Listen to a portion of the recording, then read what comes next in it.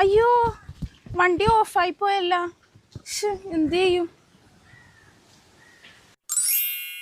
2 wheeler mechanic ദാസനും വിജയനും. ആരെ വിളിക്കും? വിജയനെ വിളിക്കാം. 9845.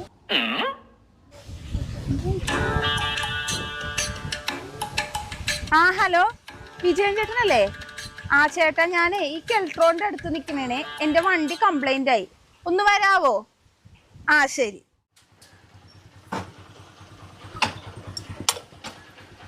വിജയൻ ചേട്ടനല്ലേ? അതെ അതെ. ഒന്ന് നോക്കിക്കോ ചേട്ടാ. ശരിയാക്കി തരാം.